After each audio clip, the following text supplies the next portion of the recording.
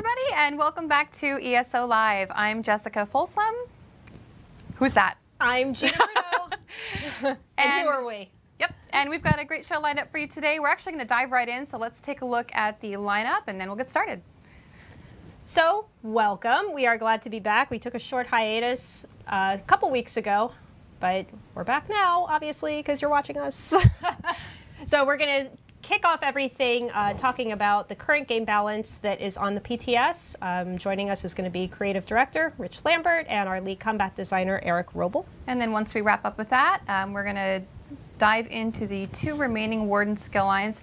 Last show we looked at the Animal Companion skill line. This time we're going to look at the Green Balance and Winter's Embrace skill lines and show you all those abilities and morphs and passives. And as always, we'll have a giveaway throughout the show. Sometime during the show, it'll be a surprise, so you want to watch the whole thing. So we have a lot to get into today, so we're going to go ahead and dive right in. We actually have the guys here with us. Here they are. Hey, how you doing? Rich Lambert and Eric Roble. Hi, guys. Hey, Hi. how you doing? Rich is our Creative Director for ESO, and then Eric Roble, of course, our Lead Combat Designer. Both have been on the show numerous times now, so you are veteran guests now. Getting really good at this. Thanks for coming back, even after having been on a few times. Sure. They always- get We've scared tricked of me. you. It's, yes. So, elephant in the room, let's discuss the current changes that are on the PTS right now. We did a lot of balancing with the class abilities and the champion system. Just so we're all on the same page, do you just want to reiterate the overall goal of all of these changes? Because there were kind of a lot. Yeah. It's like, okay. The key thing in a lot of the changes we're making is diversity, so that players have a lot of different options and a lot of different cool builds that they can make, and that all of those are useful and effective in terms of, you know, I can get good healing output for this, or I'm doing a lot of damage when I'm doing this type of build. So we're looking at that in terms of, you know, each of the different classes, you know, and now we have the Warden to include with that. And then also the way the characters are creating, you know, their different builds with their gear as well. So there's a lot of different things we're looking at overall, and to get that major thing of having a lot of diversity and a lot of different cool options that the players can explore and build and create. And Yeah, was this based kind of on seeing just a few builds kind of dominating the use charts? To some degree, but, you know, the big thing for us, too, is our gameplay was designed with, you know, resource management being a fundamental part of the gameplay loop. As opposed to cooldowns. As opposed to just, you know, we don't have cooldowns in our game. We want you to manage your resources and have that be a choice. Right now, on live, that isn't a choice. And so you can go full out damage, full out, you know, burst, and you don't really have to trade anything for that. And we want to get back to the, I'm making a conscious decision. Do I try to out-sustain this person? Do I try to burst them down? When do I do those types of things? Right. Okay. So, like we mentioned earlier, there were a lot of changes that came on at once. We saw in the forums, particularly Dinoned, one of our players, he was just kind of wondering why we made so many drastic changes all at once and what the reasoning was behind that. Yeah, because in the past we've kind of done little bits and pieces here and there. Bits and pieces, sure. I think the big one on that is we don't, in general, want to test things on live. We don't want to do small incremental changes and then have the, you know, go out on live without a full PTS cycle. And that's what this affords us to do, is to iterate on those changes and spend the time up front. And I don't know if you want to go over some of the process stuff, but spend the time up front to figure out exactly what we're doing and do the math behind it. Like, that's a lot of the things that players don't actually see because it's all behind the scenes, is why we decided to change what we did and how we went about doing it. Sure. And just real quick, I'm sorry to interrupt. That's No, what I go do ahead. every Yeah. single show. No. Anything We you got. know you guys have a lot of questions in chat. We're going to kind of get through talking through some things first, and then we'll try and take a couple questions after they're finished explaining Yeah, some because some things. of what they're talking about may answer some of your questions. Exactly. Hopefully. Yeah. Please. Yeah, so further to that point, in terms of the drastic changes, there's also a ton of new content, right? And we wanted to support that with the balance changes that we've made, because you have a new class, you have battlegrounds, and you have a new trial. And this is, you know, one of the biggest updates we've ever done, right? Well, we've never added a new class before to the game. Yeah, exactly. So, you know, we wanted to make sure all those things were even, and it supported, you know, that sort of core philosophy that Rich was talking about of you know, people activating abilities and thinking about when they're activating which types of abilities and stuff like that. Okay. That makes sense. I think it makes sense. So we see this question coming up a lot, why we don't do more balance tweaks during incremental patches and just lump them all into an update. Sleepy Troll was actually asking that question on the forums too, like why do we wait every 3 or 6 months to do this rather than making it happen over, you know, every couple weeks or so? Sure. So part of that is what we just talked about, but the other side of it too is players like to learn and establish their build. You know, it takes time, it takes effort, it takes a lot of resources to set your build up the way you want to. Now they have and if it's changing on a weekly or bi-weekly basis, that's really frustrating. Like I just spent all this time to get this gear, and now you change it out from under me. Whereas you know, at least you'll have a couple months before the next update comes out. That's a big key thing as well. And then also for us, the feedback we get on the PTS is extremely valuable. And being able to go through an iterative process and, you know, make a couple tweaks to it before we're really happy with the change and then it can go out to live is a lot better than just, you know, we just throw it out on live and it's just there out in the open, right?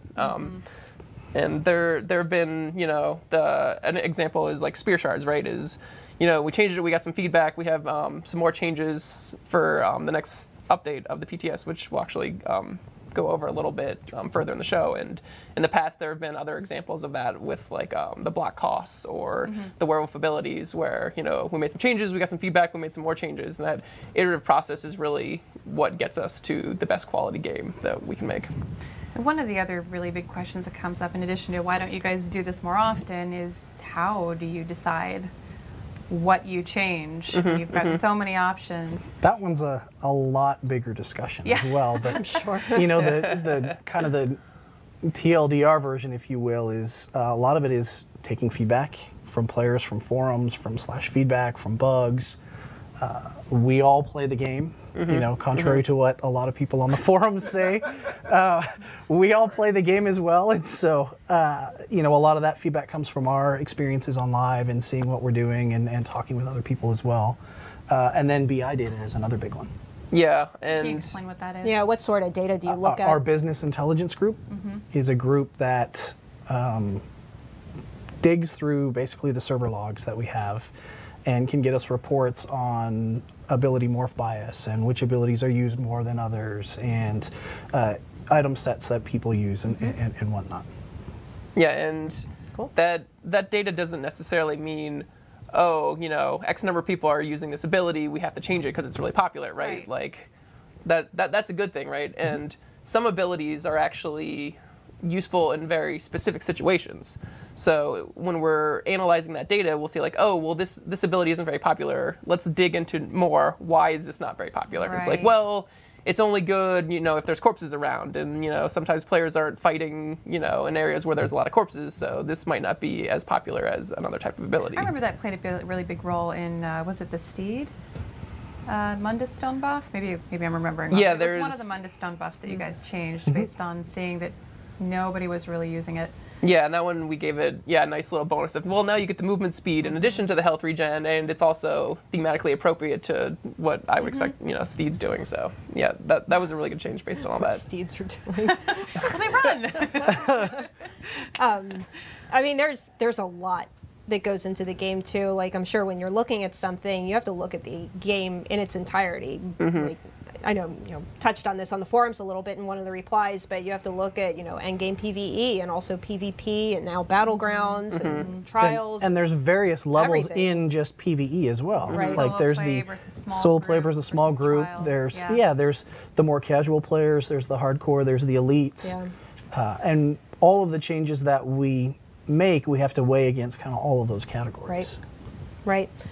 So you kind of mentioned a little bit earlier that there's more changes coming in other PTS builds. We have a patch tentatively scheduled for Monday. That's why we do PTS, right? Yeah, exactly. There are, I was going to say a lot of changes, but I'm thinking of everybody. Do you want to touch on any of the particular changes that are coming to gameplay? Timid Observer was particularly asking, like, if we're planning on balancing out all the adjustments that we made with the Templar with any improvements to the class specifically. Yeah, so Spear Shards has been a really hot button issue lately, and There has been a lot of feedback. Yes. yeah, and there's a couple pieces to it. So let me break it down one at a time. First is the resource restore of it, and we basically didn't want Templars to feel like, you know, you sort of had to have a Templar to complete types of content because they had this ability that was so powerful, right?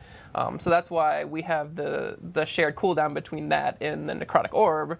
So if you don't have a Templar, you know, you still be able to get this powerful thing that they're bringing. Of course, a lot of the feedback we got about that is that Templars still want to feel unique about that. So we're sort of balancing those two different, you know, opposite direction pulls of, you know, we don't want you to feel like you have to bring a Templar, but we also want Templars to feel like they're, you know, unique and special, a little bit different. So what we've done that you guys will see coming up on the PTS is that the Templar, when you morph Spear Shards to Luminous Shards, that morph, we've actually changed it. So you will be restoring the person's primary resource pool, but you also give them half of their secondary pool. So in terms of, you know, having other people who are doing damage, the Templar synergy isn't increasing their damage because they're still giving the same amount of max pool that the Necrotic Orb is. However, you're giving them more utility because you're giving them more of their secondary resource. So we feel like that strikes a pretty good balance between, oh, I'm able to bring this sort of cool extra utility as a Templar, but if we don't have a Templar, we can still get this primary pool resource and still, you know, activate our abilities more, which is, you know, what we really want to be on par. I killed Gina with my answer. It was too strong. I was trying to hold it in. I've had this. Thank you. Audio guys, like, I'm going to turn that down a little bit. More coffee. No, man, it's like spring in Maryland. Allergies. Oh, yeah, everything's really blooming. I have extra bonus water, actually. Bonus water. Yeah. As Plus opposed 5 to just coffee. normal average water. So yeah, so that was the main crux that a lot of people, you know, have been talking about. But there's this sort of more niche issue as well that we resolved where the ability also disorients. And that disorient is frequently breaking because one of their other passives has a chance to do damage to the target, and then the target gets CC immunity. So that's the other piece that we've resolved, is making it so that we just took off the disorient on this ability, and we now have extra damage on the ability to make up for the loss of disorient. So you'll be doing a pretty decent amount of damage, and you also get the utility if you pick the Luminous morph. But if you pick the Blazing Spear morph, then you get a much higher damage. So it's kind of an interesting choice between those two. And as a damage Templar, you know, you're still providing a decent amount of extra utility and potential damage and more ability activations for your allies. Okay. So there was another question from Lone Wolf 26. This was on the forums. Yeah. Yes. He's wondering, do we have any plans to kind of raise the floor for skill rotation DPS builds versus the heavy attack and dot builds that are currently popular in trial settings? Do you plan on making heavy attacking more fun? I think was the last part there, which was a nicer way of saying it. And I think some of this goes back to what the original goal was, where we want discrete kind of phases, where there's a burn phase and there's a regeneration phase. So we want heavy attacks to be a part of it. Before it was all light attack weaving. That was how you did the best. Well, that is how you do the best DPS. Is you weave light attacks. With what we've done now, there's clear decision points. Do I go all out burn? Do I try to sustain? It slows things down a little bit. That pollen, I'm telling you. Sorry. Yep. It slows things down a little bit. But overall, it gets us into a better place. That being said, we do have some plans, some things. If you want to touch on some of those. Yeah, so we're looking into making it a more distinct decision of, okay, I'm going to go for regen, so I'm going to do some heavy attacks, versus I'm going to go for more damage and I want to focus on doing light attacks. So we're sort of looking at adjusting the ratios of damage and cast times and stuff like that. And in terms of fun, I think some people prefer doing heavy attack rotation, some people prefer doing light attacks. So part of it is just sort of your own personal play style. True. Yeah. But also we may look at making some of the attacks a little bit faster so they feel a little bit more responsive. So it's still in the works, but. And he did say May. It's not a promise yet. He promised! He promised! It's something we're looking at. Kind of like the Grim Focus thing. I saw that pop up in that thread as well, where it's like, hey, you promised you were going to change this. And that was one of the things we said we'd look at. No promises. So I just wanted to make that clear that it's something that we're looking at. Definitely a fine balance between saying what you are working on and wanting to tell players versus Yeah, because sometimes it's a we get a promise, change in and we test it and it it doesn't sucks or it doesn't work Yeah. and we have to change it again. So that's kind of why we try to keep things as much as possible close to our vest so that we're not promising players things. Right. Over-promising and Yes. under-delivering. Yep. Nope, that makes sense. Okay. I just got a PM from somebody saying, I hate allergies too. Yes. Yes. Yeah. The people are with you, Gina. Boo allergies. I'm going to butcher this name, Vow? Vow? Val. Yeah. We'll go with that. He was asking if we have any plans to sort of re-examine more of the prominent class nerfs, put that in quotes. Like he called out siphoning strikes in particular. Anything you want to call out? Yeah, we've made a number of tweaks to siphoning strikes actually, and with our changes in general, we wanted to make it a more friendlier, easier ability for more roles to activate. Because with the current iteration, you get a pretty good number of resources, but you have to be light attacking every single second to like really get a good amount of benefit from it.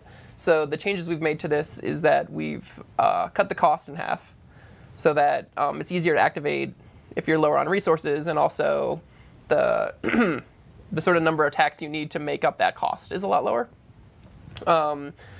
We've slightly reduced the number of resources it restores, and then the last thing we have on there is that when the ability ends, it now gives you a big chunk of resources. So even if you don't do any light attacks at all, you still will have gotten some resources returned to you. It'll still be a net gain. if you Right, use it. exactly. So this way, as using the ability as a Nightblade healer or tank, where you're not going to be doing as many light or heavy weapon attacks, you'll still get benefit from using it. And the more those you're able to squeeze in, you're getting more benefit, but it's not as disproportionate as it was before. Okay. So it sounds like, from what I'm hearing from you guys, the whole goal of a lot of these changes was to make more abilities usable in more types of roles and builds. Okay, that makes sense. Similar to that point, D-Pencil won on the forums. I mean, Pencil. there's a number 2 pencil. There has to be a number 1 pencil somewhere. he was asking if it's intended that all classes are better at some things and not as good at other things, or should all classes be able to perform things equally? What's sort of the goal here behind all of the classes? And the roles. Yeah. I mean, in general, our goal is any class can do any role. And I think we've kind of hit the mark on that. Some classes are a little better at certain aspects of it than others. I don't think that's a terrible thing. I think that's a good thing. Yeah. Sorry. Did your PC just reboot? Did Windows update like it does on me all the time? It says I have 9 minutes until my computer is just going to shut down. So. Okay, well, God, I can't stand I'm, that. It drives me crazy. just going to do that now. Technology. All right, well, this is It's like happening. skip.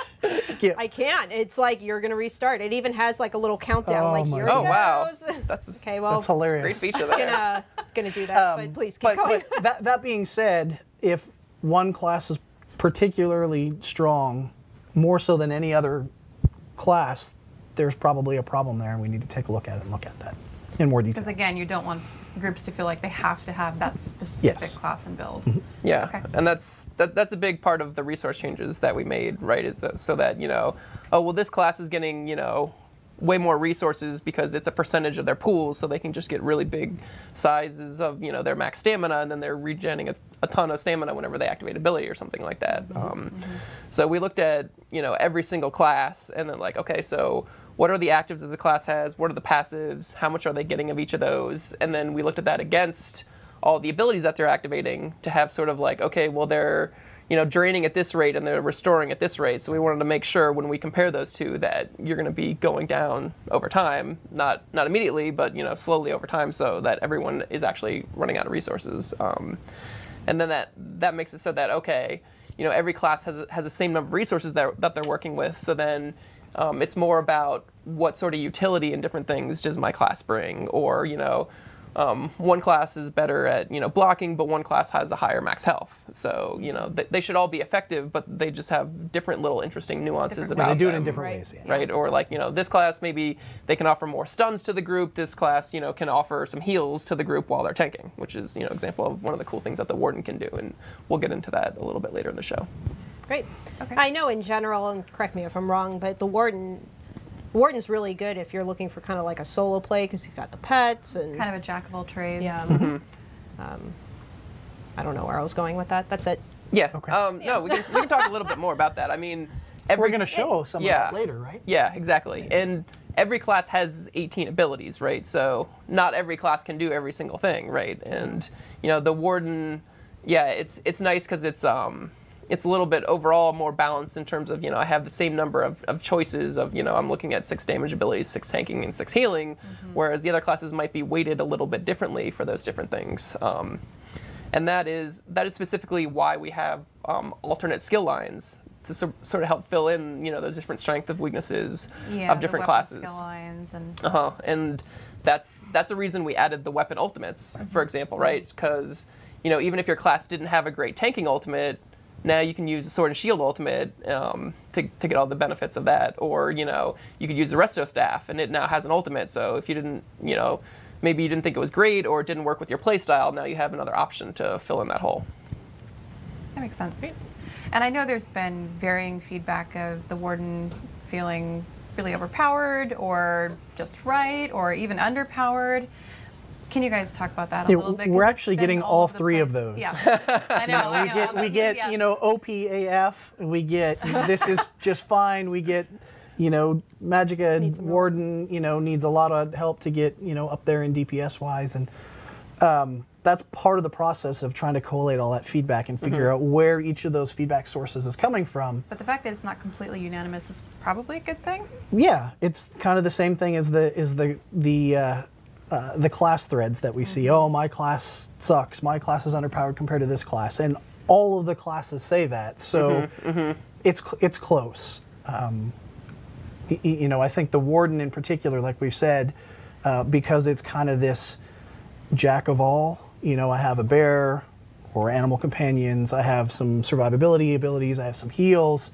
I can make my character just with my class skills to kind of be able to do anything fairly well, which translates into solo play as I have great sustain, I can kind of work my way through it. But you can do the same thing with a sorcerer, you can do the same thing with a nightblade, the same thing with a DK or even with a Templar. So it really comes down to how you kind of spec your character out and what you want to do with it. And also, it's like people have just gotten their hands on it too, so it's 2 weeks. Yeah, it's gonna take some 2 weeks of time to PTS? figure out how to exactly optimize it and get like the most amount of damage And the if you're warden's trying to do been that. in development for how long? A year. A year? Yeah, a really So long time. The So class has been going through its own rounds of iterations. It and has. nerfs A Yeah. lot of for math. the last year. A lot of math. yeah, so it's like we came out with the patch notes, right, and it looked a little imbalanced, right, because you saw like, oh, this class got this nerf, this class got this nerf, and then oh, awesome, there's this new cool warden, right? Like what you guys haven't seen is like, oh, well, we had to nerf All the a bunch of internal- these, warden abilities and buff, and keep changing them, and it was a very iterative cycle process, but we don't have all those patch notes out there, Right. so. And we're also not now done. everyone's going to start asking for them. Like, let us see We're them. also not done. Like this Yeah. is PTS 2. Yeah. We still have a ways to go. One other thing that we saw brought up a lot on the forums, and Wicked Wolf in particular was asking to discuss why we continued to balance PvE and PvP together rather than separating them. Is that something you guys could talk about a little bit? Sure. Yeah. I think on that one, we want one cohesive game. We want you to be able to learn and understand how combat works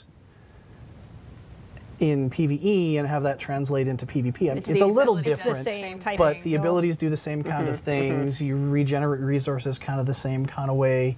it's not a completely different experience. There's already a barrier of entry into PvP right now. When you run against, you know, a really hardcore PvPer that really knows what they're doing, they're gonna they're gonna paste you. Yeah. But at least you're not relearning mechanics. You understand. You kind of go in there knowing that, oh, combat works this way, and you know, also It's a little bit more predictable. it is. And I've played a lot of games where they've kind of separated the two.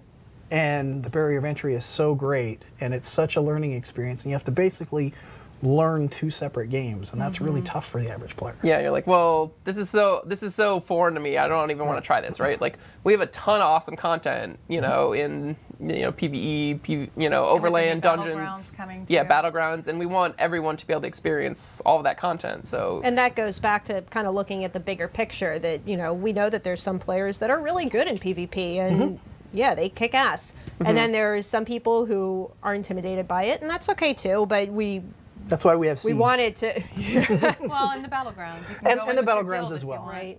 And I would actually be remiss too if I didn't mention the fact that when you separate the two, you have multiple sets of data.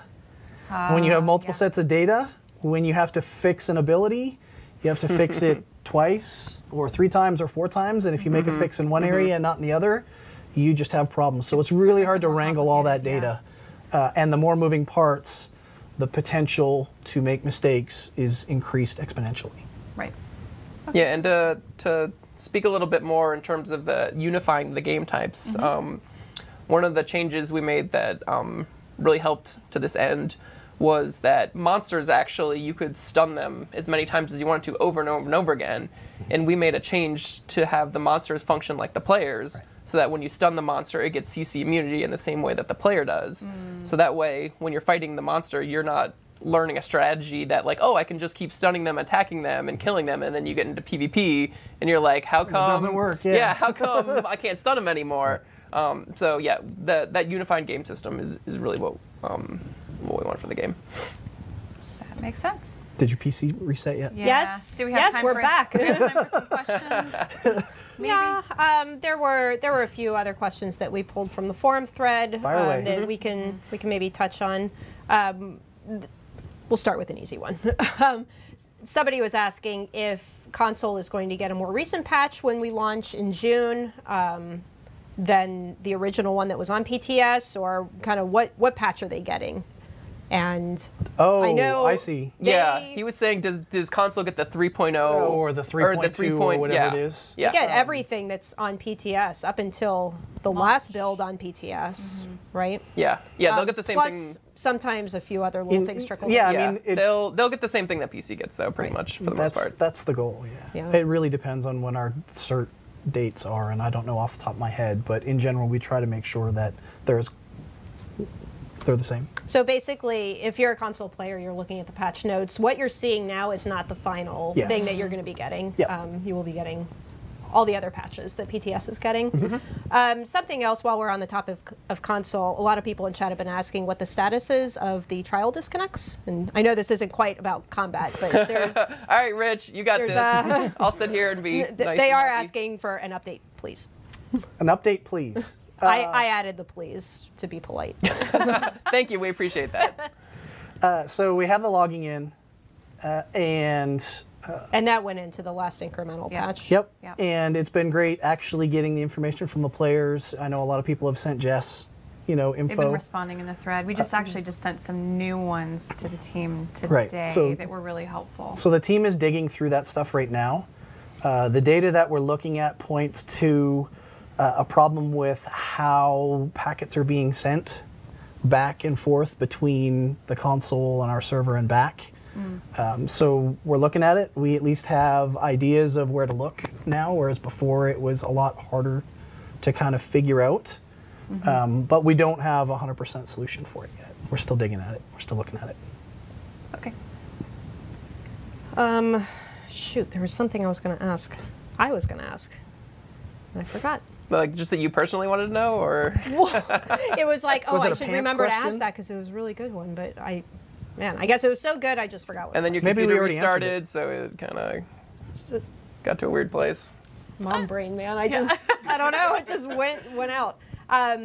So one of the other questions that was asked on the forums, why all classes seem to be getting nerfed except for Sorcerer. Now we've made some They're on the changes list. to the Sorcerer, but I know you have Yeah, in I the said next that ominously, didn't I? They're on the list. Yes, yeah. on the list. yeah, actually in the that's next what it PTS we do have a change to the Crystal Shards ability. And actually the Crystal Frag's more if we get the instant cast proc. We're reducing the damage bonus you get on that from 20% to 10%. So this change is aimed at making them a little bit less bursty in PvP because they have a lot of burst options. And then also in PvE, we've been noticing that they are... You're making sorcerers very sad right now. I'm It's sorry. so funny. You can tell who the sorry. sorcerers are because they're all going, no, and everyone else is do like, it. yeah. Yeah. Also, yeah, their damage was parsing a little bit higher as well. So that change was nice because it fit really well into solving both of those goals for us. Right.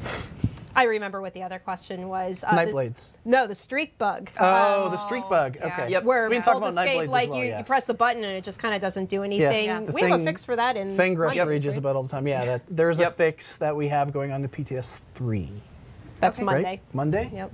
I'm right. I think. Right? Yeah. I And haven't that- finished going through the gameplay notes, but I Yeah. I And think it it's should Monday. fix most cases of it. We're not 100% sure it fixed every single time, but that's one of the reasons we wanted to get it in to Get this it part of tested. PTS. Yeah, and have you guys check it out and let us know Test the hell out if of there's it. anything else or like where and are you seeing it in specific locations only now or what Yeah, the sort of- engineer that fixed it fixed one of the root causes. Yeah. If there's knock-on Great. effects, we'll continue to track it down. But definitely get in there, play it, give us feedback.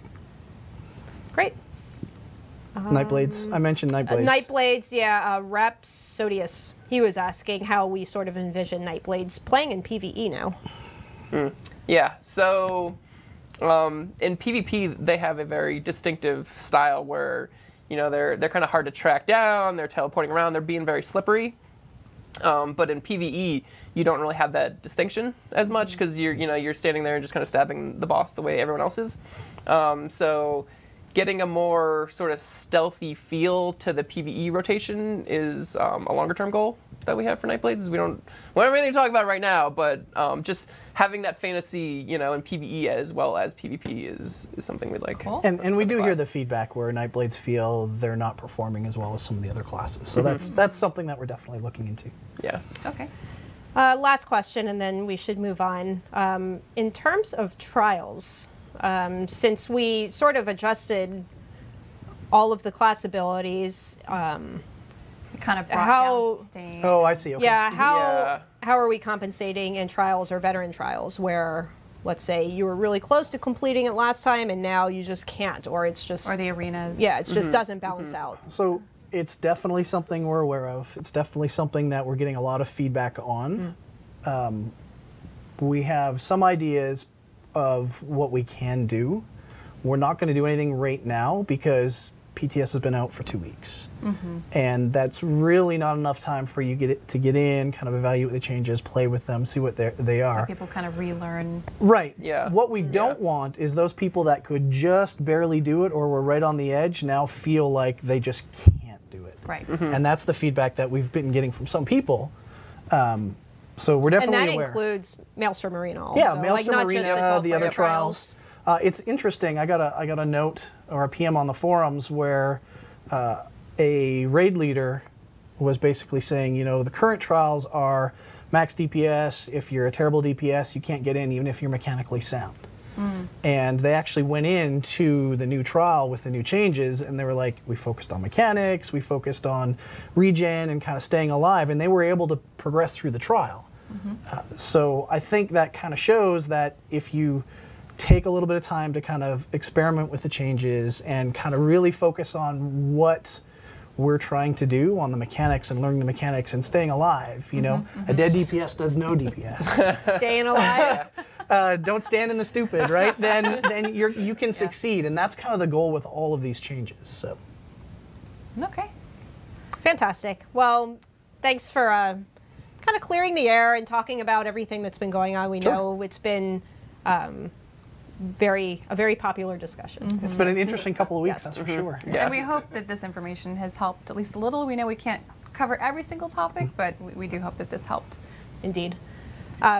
So, moving on, we Warden. still need to show off the other 2 warden skill lines. Oh, yes. And yes. the last time we had the show, we showed off This the is a packed animal show. We got a lot companions. going on I here. know, there is a lot. Take a sip, kind of, let's all take a breath and kind of stretch out.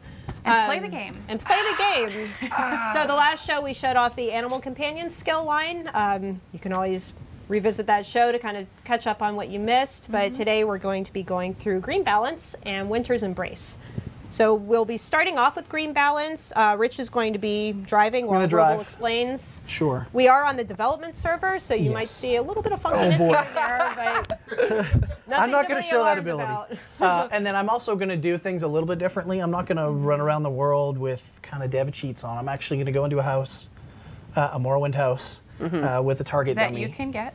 That you can get with a target dummy, or I guess target whatever. I call them target dummies, sorry.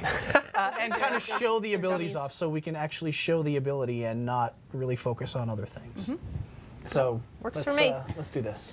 So this is a new target skeleton, not skeleton. Target skeleton, not really skeleton. Target Lambert. It's lambent. Oh, my mistake. It is pretty tiny font way up there. Yeah. How are players going to be able to get this target, Their not very skeleton? own Lambert in their house. So there is, you can actually get materials in the trial to build this, Cool. which is Great. cool. And there's another version that you can just buy in the Crown Store if you don't want to kind of go through and spend the time. And this guy has more health He does. than the regular. A lot more He's health. beefy, yeah. Really Time of beefy. day. Oh, yeah, it's a little Make dark. it sunnier. Yeah. Dev hacks, go. Dev hacks. Yeah, I said I wasn't going to do dev hacks, and I did. No, dev just hacks. one. That's the man. only one I you set the get. time of day. So let's kind of go through these, Yeah, these let's abilities. kick it off. Okay. So you want to start So what is- Green Balance? Yeah, what is Green Balance overall? Like, what's the deal? That's green, the, I know. Yep, that's the Warden's healing skill line. So they're about nature and plants and being able to sort of grow these things and heal their allies with them. And a lot of them, to sort of mirror what nature is, it's a lot of sort of over time effects where, you're seeing the plants grow, and then, they're sort of blooming and giving you really, really powerful heals in that fashion. The first one here is fungal growth. And this is a really interesting heal. It's a because, clever name because it does grow fungi. Yeah, That's you kind of see- the theme across the board, right? Yeah, so around the feet of each character who gets healed by that, you'll see these mushrooms grow up. And it's really cool working with the team, because as they sort of iterated, they're like, how do we give this a little bit more feel and a little bit more personality? So instead of just having a full mushroom just sort of pop out of the ground, which is very unnatural, it's more like an actual mushroom where it's slowly coming out, and then when it sort of gets to that apex, the top of it sort of pops off. And also the play style of it's really interesting because it heals for everything in a cone in front of you, which we've never done before. So your targeting is very important because you're actually you're staying in the game world and you're looking at your allies and where they're standing and their health bars, and you're like, okay, I need to spin over here and heal this guy, and then watch behind me and heal him. So it's very interactive, and it's really fun, and we're really happy with what it's got. The Warden's healing has a lot more position-based. It is. Yeah. Very much precision. Absolutely, yeah. And so some of it, can require coordination, and they can be extremely powerful because, yeah, if you're able to hit all 6 of your allies with this ability at the same time, that's a really large amount of healing, which is really cool with that. You intended the Warden healers to be a bit more mobile than other healers because of that? Yeah, in some instances. Definitely, they have to pay attention to their surroundings a little bit more than other healers. Yeah, and with the positioning too, it's like, well, if your allies are a little bit further away from you, because as a cone it gets larger, it's easier to hit them at the back of the cone. Whereas if they're closer, you may miss, but also if they get too far away, it's not going to heal them anymore. Right. So there's kind of an interesting give and take with this ability. Rich, you got a lot of crowns there. People are noticing. I do. I have a few crowns, yes. Again, Thanks, CJ. this is the development server, so Very handy. So let's hit some of the morphs here because we've got a lot of things to go through. Yeah, absolutely. So the first one, you get the regen buffs with Enchanted Growth, which is just a really nice group support kind of thing of, okay, I'm healing my allies and I'm giving them a little bit more resources. And it's sort of like, well, the Templar has a way to give this, so does the Warden. And then Soothing Spores is really interesting, because this is a stamina-based one. So you could actually be a stamina healer with a Warden, which is a very cool, unique thing that we're very excited with. So we've seen internally is, you have Soothing Spores, and then you can get the Vigor AVA ability. And then, with your stamina resource, you're doing a heal over time, and you're also, able to spray this, pretty decent burst heal to a bunch of your allies. It's also nice, just as, you want to be a stamina DPSer, is, maybe the healer runs out of resources, or there's just a lot of damage going out, is you can spray a couple heals to help out on that front. Yeah. Next ability. Sorry, can you real quick go back to stamina? There's just one thing He's like, no, not next ability. I want to go to the next one. Yeah. So we also have this. If you heal an ally that is closer to you, it's 15% stronger. So that sort of plays into this positioning aspect we're talking about. Of, it's harder to heal allies right on top of you, but you'll get this cool extra bonus if you do. So, moving on, this is the Healing Seed ability. So this ability, you initially cast it, and the seeds are just growing and growing and growing, and it doesn't actually provide any upfront healing. But then once the plants finish blooming and it reaches its apex, the pollen bursts and makes everyone cough and choke. And sounds about right. And also heal them for a very large amount.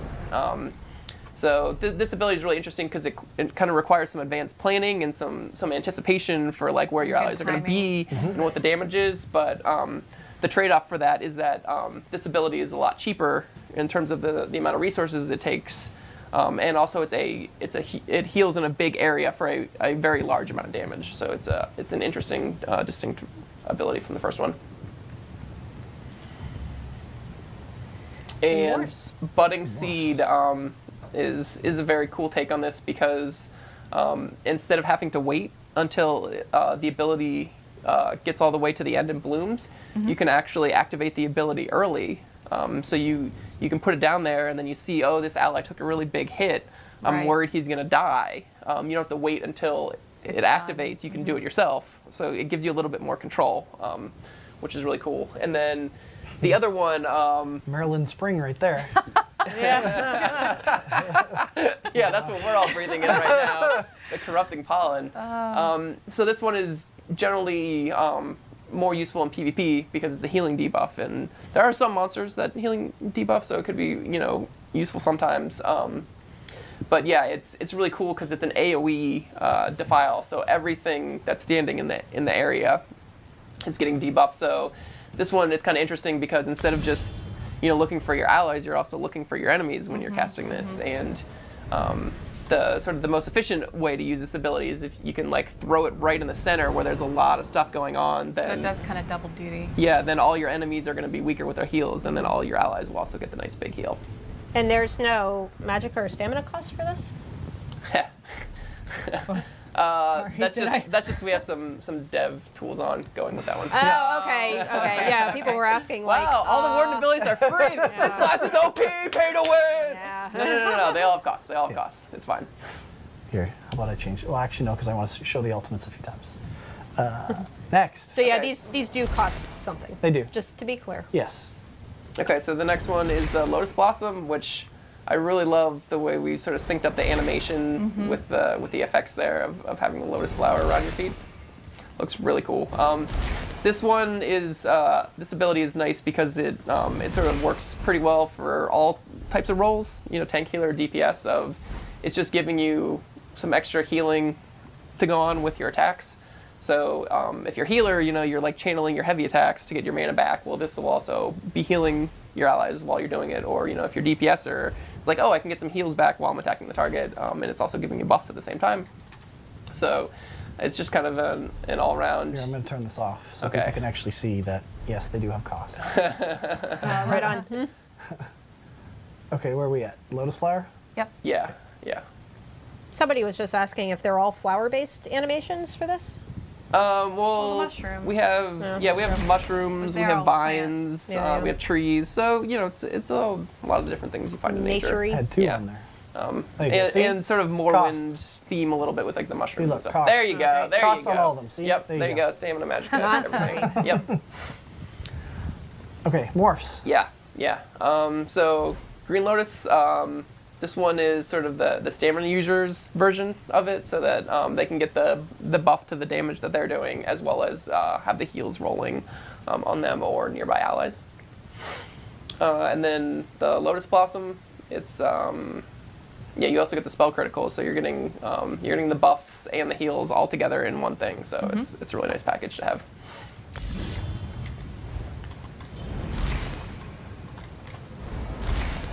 And then we have the sort of, this one you have, you can see you have the extra effect around your arms to show that you're getting that's sort of a universal communication we use to see like, oh, this guy has some sort of buff that's making him do more damage specifically. And then we also have the floating sort of petals around your hands. Sorry. The mobile robo despawned. Oh, yeah, you need to have one of those. He's handy.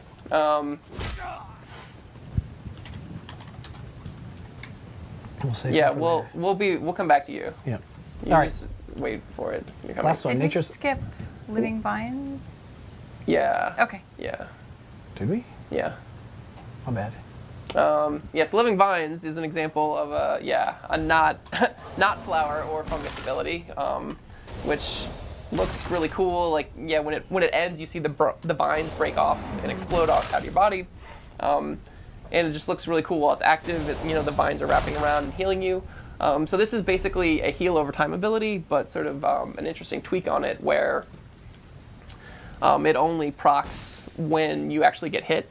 So this one is really good to put on like a tank because they're getting hit all the time. So this is going to give them a ton of healing. And then I should talk about the targeting of this a little bit too. The targeting of this is pretty interesting. It just hits an ally sort of standing in front of you. So it's straight. Yeah, straight on in front of you. So it's a little different take on it, but you sort of just line it up like you do with the cone. So it's sort of a common theme among a couple of these abilities. So Leeching Vines, this one you put it on the target and anyone hits them is going to be debuffed, and then your allies will get health from attacking them. So this further reinforces this of like put it on the guy who's getting wailed on, and then all the enemies will get debuffed who are attacking him. And then Living Trellis, this one it gives you a nice little bonus heal at the end of it when it expires. So the target or the warden? The target. Okay. So it's another one of those like sort of interesting sort of timing things, right? Of like, oh, if I can just survive a little bit longer, this thing will fall off and then give me a nice bonus heal. So there's a lot of sort of elements of timing and positioning and strategy in this class. The last ability is, it's probably my favorite in terms of like the fun factor in the green balance. Like, it's not always like, oh my god, I changed the way the battle is happening, but it's like, oh, my ally's like running off without me, or like I'm low on stamina and he's all the way up there, so I can just pull myself right to him. And the initial implementation of the ability was just the pull. And then we changed it later in development to actually put this heal over time on the target. And it actually gives a pretty strong hot... over 10 seconds. Yeah, over 10 seconds on the target. So, you can get yourself out of trouble and also help the guy maintain his health pool. Or get yourself into trouble. Yeah, you gotta be very careful with this because if they're standing in the red circle and you pull, then you're in the red circle too. So, so make sure you use it at the right time. Or you get cleaved. That's always fun. Yep. Yeah, you gotta watch out with this. And then the two morph choices, it's either the Bursting Vines, it's giving the target a big heal, so it's I can sort of pull to a guy when he's in an emergency type of situation to help sort of bail him out with that immediate burst heal. Or Nature's Embrace, if you want a hug from the vines, you can get this one. And it's sort of a friendlier version because then the heal over time, you get a copy of that in addition to the ally that you put it on. So this can be really good in PvP, if both of you are being focused, or just to help with the incidental damage. You don't have to worry about healing yourself as much while this is active. The next one, which is probably why I had no cost. Yeah. So we can show the ultimate. This has a cost. Just saying, it has a cost. This is their big Healy ultimate. Yeah, and so this one has sort of two important aspects of it. First off, this is an extremely cheap healing ability, and it provides a big burst heal initially. So the Wardens don't have the way the Templar does of a super huge healing bomb that they can just throw out as much as they want.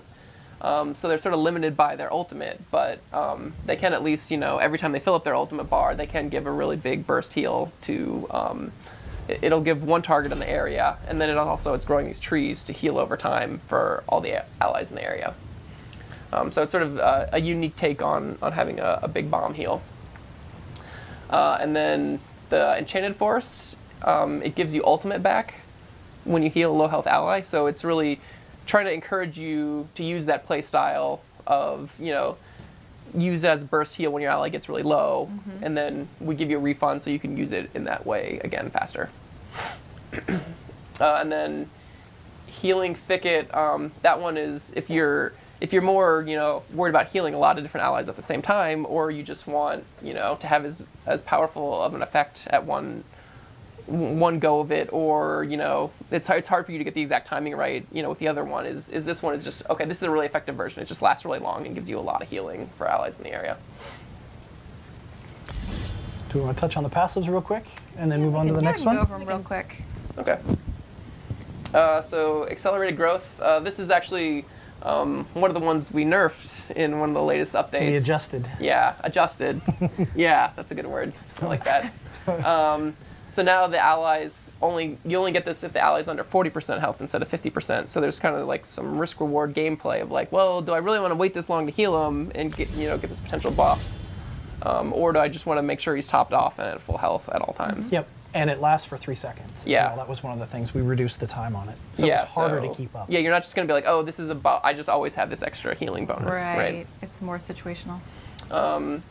This one, it gives magicka or stamina when you heal with green balance ability. So this is sort of a standard resource restore ability that synergizes with all the different heals. And one of the nice things about that is we have abilities that stamina or magicka can use to heal themselves. So sort of regardless of your play style, you'll be able to at least use one of these green balance abilities and get this heal if that works for you.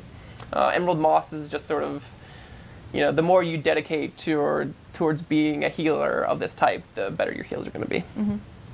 And then lastly, Maturation is really cool because it works against burst damage since it gives the targets the 10% extra max health. And we did make this a buff category because we didn't want people stacking it with Warhorn. But it means that if you happen to not have someone with Warhorn, or Warhorn is not up all the time, then bringing a Warden will help people be, that much more resilient and harder to take down. Cool. Excellent. So that wraps up green balance. I think we should take a quick break to do a giveaway. Let everyone kind of stretch, get some water, hunching over that desk. Yeah. What should the keyword be? What are we giving away? We're going to give away a home of your choice. Also, tell me more one about of the these manors. I already said in chat, I don't know if it's possible to do the island, but we'll at least do check. a manor. Yes, manor or lower, depending on whatever you want. That's a hell of a giveaway. Right? It's pretty cool. Yeah. We all decided together. They all wanted the 10 million crowns, but I told them. Sorry. Sorry. So how about we do shrooms? Sure. Sure. There's mushrooms. Okay. So shrooms, case doesn't matter. Go for it. You want to tell them how to spell it? Are they spelling it right? They got it. All Yep. right. Oh, they got it. Here they all come. Yeah, They got okay. it. Shrooms, y'all. So while they're doing that, what is the what is the general rule of the skill line that we're going to be looking at next? Winter's Embrace. This is the tanking one. Tanking one, right? Okay. So you're using frost magic to protect yourself and your allies by like creating barriers and wards and stuff like that. That's hard to break through. And green balance was the healing, and animal companions is kind of utility and DPS. Yeah, so it's all straightforward and clear that like, oh, I want to be doing this type of thing in the game. This is where I go to do that. But you can mix and match. Yeah, Absolutely. absolutely. And just some general housekeeping real quick. We are on the development server. I Rich cheated. had no I'm cost sorry. because he just wanted to show everyone all the few abilities, times. but these abilities do have costs. They're not free, And apparently have 10 million crowns. and you have 10 million crowns, Because it's the dev server. as you should. And we have to test things. Yes. Oh, yes. also, some of you were asking about the home decoration contest. Oh and who my won gosh. that? We just chose our winners. It was really hard. It was There were some fantastic. unbelievable. Yeah. Well, they'll Really see cool. when we announce it, but Yeah, holy cow. we're planning on announcing next week. There'll be an article on the website, so stay Unbelievable. tuned. They are really cool. Yep. I think we're going to have to share a lot of the entries. 'Cause there were so many. Yes. I don't even know how we chose. Gina think- does. Poor Gina. Gina had to get it all. There were a lot of entries. Yep. A lot of entries. So if you see everyone typing shrooms into chat, that's because we're doing a giveaway. Give you a couple more seconds. Do you have everything kind of ready to go? Sure. That sounded delicious. I tried to not be in the mic. I don't know how well that picked up. You're all right. Okay, so we will choose our winner for your very own home in Tamriel. Winner Who is do we got? Ducati? Ducati, maybe Ducati? I think it's Ducati. I like Ducati better, but That's not how the Maybe it's- actual Ducati is spelled. Congratulations, Ducati. Either We're gonna way, assume it's Either way. Ducati or Ducati. Either way, Ducky. How about that? Ducky.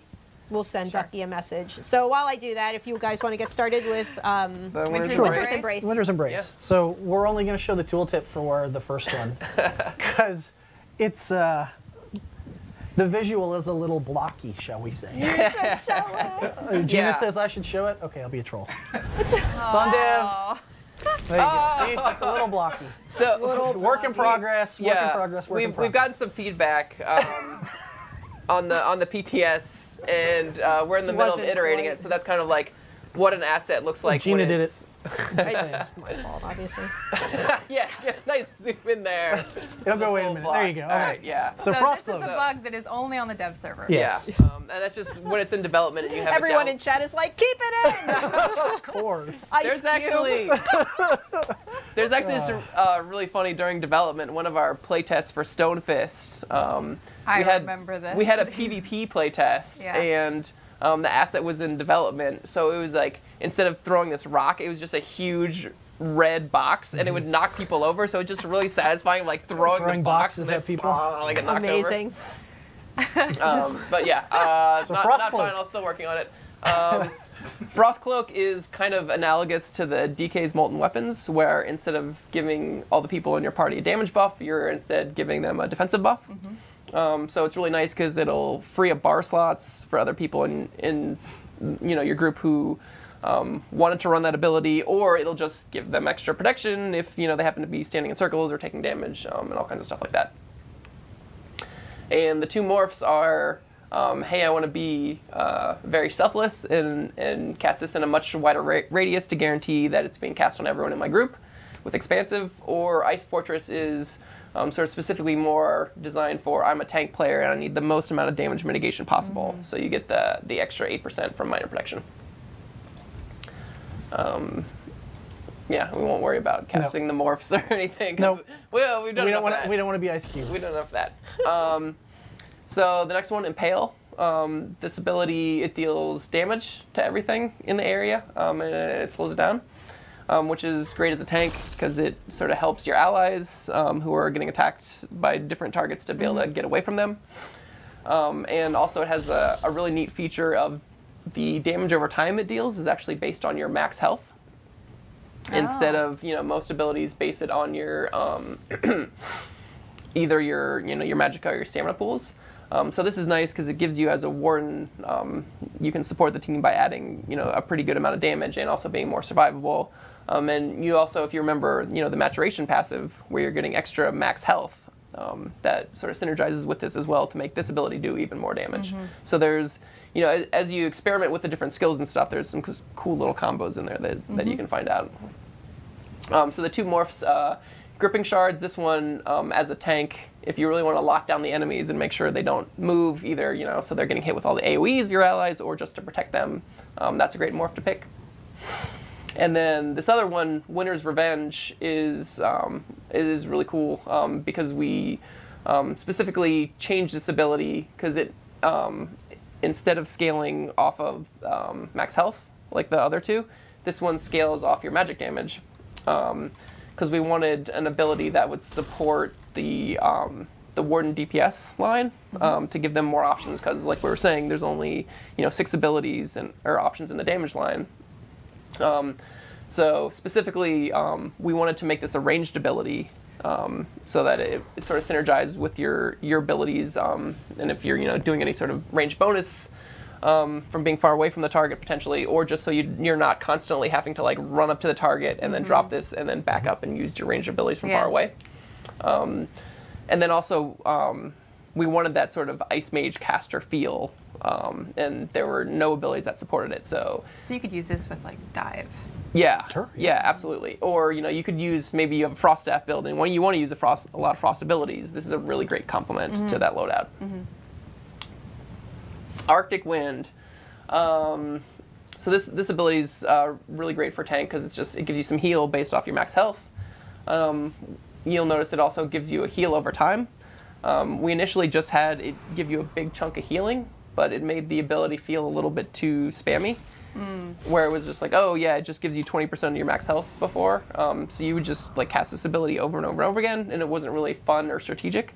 So we sort of spread the healing out over time, but we still wanted the upfront burst so that you could use it as a tank in case, oh, I'm taking a lot of heavy damage, oh, I can use this. And I need to help the healers out a little Yeah, bit. exactly. And let them like restore their mana or just get their positioning right so that they can cast a heal on me. And then the 2 morphs of the ability. The first one, Polar Wind. I've been having a lot of fun using that in the trial, actually, when we tested internally, because this one, it also heals an ally. So I can be, wailing on the boss or whatever, and then he casts a big AoE on me. What weapon is this? That's like a sword of some sort. I have a shield in my other hand. So it's nice, like, you see one of your allies, they're like in that circle with you and they get hit for a chunk of damage too. You can pop that and they're getting healed up as well. So it's nice to have that sort of support utility. And it's based on your max health as well. So even if their health might not be that high, you're still giving them a pretty effective heal, which is pretty neat. Cool. And then Arctic Blast. This one, it deals damage to nearby enemies as well. And it also scales on your max health. So you have a couple of options of sort of damage over time. Based on health. Yeah, based on health, Yeah. Which sort of creates a sort of a distinct different feel for this tank. And we actually changed the design of that particular morph quite a bit in testing Battlegrounds, because our design of it was that it would heal you, but if you're already at full health, it would deal damage to everything around you, which is like, oh, hey, that's really cool. It'll do different things contextual to how you're playing.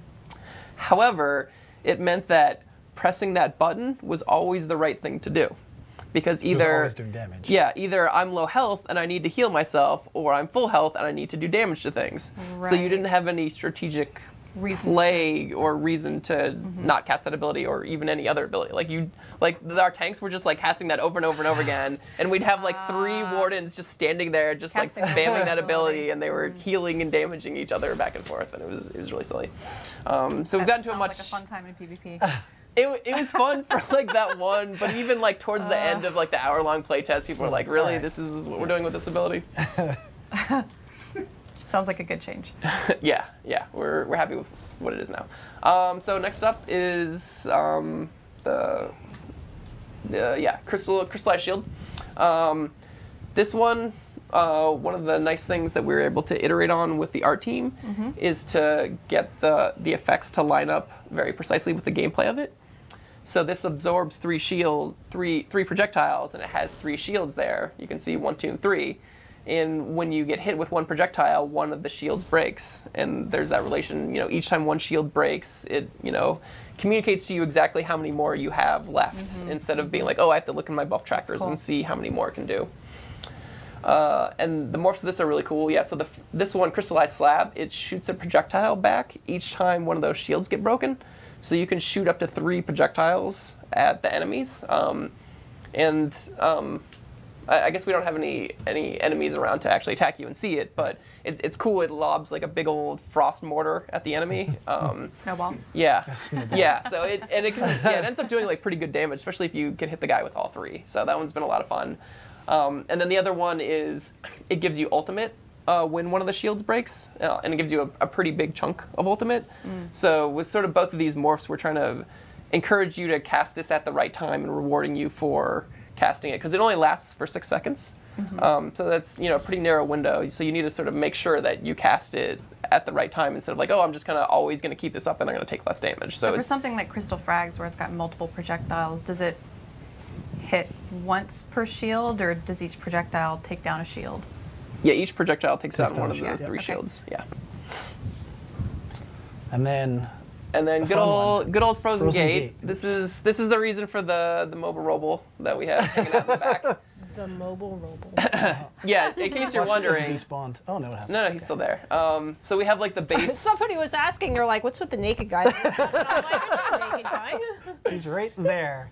As Mobile a robo. dev server special Yeah. target dummy. So basically, this is the same as the base target dummy we have, but instead of just standing there and taking a beating, he'll actually chase you down and then stare at you a lot. It's creepy. Which comes in handy when we want to test movement abilities like this. So yeah, this one you put it down as sort of like a trap, and then when the enemy runs over it, they trigger the trap, and then they get pulled right to you. So this is a really great ability for a tank because you can put it sort of preemptively on the back line to help protect your healers. Yeah. And then it'll pull the enemy right to you, and it also roots them in place. So then it gives you a second to either turn around and taunt them, or snare them, or do something else like that. And then for the morphs of this, there's the enemy deals reduced damage, which is really handy. It applies the major main buff, so it's a pretty heavy damage debuff, which is pretty fair because you can the enemy has to hit the trap, so it's not like you can just keep spamming it and cast it over and over on the enemy. But it just supports that. Oh, my ally's taking a lot of damage. Let me have this in their area, and then if the target does happen to hit your ally again, they will be doing less damage to them. Toss it on a healer and then go do your thing, and then when the healer pulls threat, aggro, mob goes to the tank, which is awesome. Yep. And then the other one is nice because it adds a synergy. And when allies press a synergy, it actually pulls them to you. So it's sort of a nice sort of get out of jail card for allies if they're in a lot of heat. They can activate that and get out of town. And thank you, Mr. Mobile Roll. Now we have the ultimate. Good work. Ultimate. Yeah. So this one, it has a defensive buff for you and your allies. So the positioning of this is pretty interesting. Was this the one that was in the trailer? Yeah. They did a really good job of showcasing that. So this one, you see the little floating snowballs around you. That's communicating that you have the defensive buff on you, and you're sort of choosing: do I want to stand next to my allies and make sure I'm protecting them? And also, since you're the epicenter of this storm, your allies may be moving around, and so you're trying to, constantly readjust your positioning to make sure you're protecting as many of them as possible. Or the key, allies, maybe a certain guy's being attacked a lot, and he's like freaking out and running all over the place. So you got to find him. I had to turn no cost off so they could see it was expensive, Oh, it's not, and it wasn't free. Yeah. This one's not cheap. And so this one can synergize nicely with like the pull from the nature's the green balance thing of like, oh, this guy's running out of my storm effect. Let me pull myself over to him and make sure he's getting that defensive buff. And it also deals damage, so you may want to try to intermingle and get some of your allies and some of your enemies. Like, your positioning is really important with this. And then Northern Storm is 8% max magicka while slotted, because we wanted to give a passive bonus to make it also interesting and attractive for possible damage dealing classes. Or as a tank, you can just like, oh, I can cast a couple extra abilities, with the max magicka. And then Permafrost is probably as a tank, this is actually more of what you want to be doing depending on your build and like, how many magicka abilities you're activating and if you're trying to do a lot of heals. But this one, it's going to stun all the enemies around you. We have tried to avoid AoE stuns in general with our game because, you know, being CC'd is not really that fun. Granted, you can get out of it with the CC break, which is nice, but, you know, just in terms of general balance, that's the reason with this is that the ability actually has to hit the target 3 times. So they see you cast the ability. So you can get out of You have it. a Exactly. chance. There's Yeah. counterplay there. Yeah, it's like, Yeah. oh, well, let me roll dodge. So it's not an instant AoE stun. Exactly, exactly. Passives? Yeah. Let's knock these out real quick. Glacial Presence. So this increases the chance that you're going to apply chill to enemies, which the reason that's kind of important for the Frost Tree specifically is that this also applies Minor Maim and reduces their damage done. So these ticking AoE frost patches are now also debuffing the enemies and reducing the damage they deal. Pretty great for a tank. Frozen Armor, it just gives you a bunch of armor based on how many abilities you have slotted. So the more you're committing to being a Frost Tank Winter's Warden, Embrace abilities. yeah, the better it'll be. Icy Aura, that it just reduces the effectiveness of snares. There is probably a tooltip bug floating around where it's actually changing your snares. That's not actually happening, just a tooltip bug. It's only snares applied to you. So that's sort of, as a tank, it Yeah, lets that'd you... be a bad passive. Yeah, that'd be a really bad passive. So this sort of helps you position yourself, since snares won't be hitting you quite as hard, and a lot of these things sort of require you to be in the right spot to activate them. And then the last one, Piercing Cold, it increases physical and frost damage. So a lot of these abilities are dealing frost damage, so it sort of helps with that whole, you know, I'm a tank, but I have some options for dealing a little bit of damage. Not a spammable damage ability, where it's just like, oh, I'm just pressing this and doing a ton of damage, and I'm a really hard to kill tank. So that's why we specifically made all these damage things damage over time, so you couldn't just load up a huge damage hit on someone. Cool. This skill line's like a lot of fun. Man, you went through a lot of stuff really quickly. Good job. Keeping it moving. Yeah. I know we had some time limits. We were trying to make sure we could hit. So. We have lots to cover. Sorry Lots if to cover in that was the too show. fast for anyone. They can play back. Okay. that's There true. you go. Yep, absolutely. True. Well, Do we have time for any questions, or are we kind of out of time at this point? we need to wrap up. Okay. And the reason we need to wrap up is because there is another stream starting very soon. Yeah. It's gonna Yes, be Legends, Yep. Elder Scrolls Legends. Pete So Hines you is guys going should to be stick playing around for Legends. that. Indeed. Well, as always, it was great having you guys on the Sure show. thing. Thank you guys and so thank much. you. And we Yeah. hope you enjoyed seeing the 2 remaining Warden skill lines and hearing about the gameplay balance changes. If you have any other questions, which we're sure you do, We answered look every for 'em on the question. There will forums. never be another question. Ever. So our next show is going to be in 2 weeks on May 12th at 3 p.m. We will be back. We'll be discussing kind of your first day in Morrowind and what you can expect and what you should look for. So what should it'll you be do on day 1? a nice prep. There's so many options, right? There It's like, do I want to get into the PvP? Do I want to try out a Warden? Battlegrounds. Yeah. Go through the main story. You know what Rich is going to do. Battlegrounds, yeah. All Well, right, great. thank you guys so much, and thank you for joining us. Yeah, thanks for having Everybody us. have a great weekend. We'll see you next time. Bye. Bye.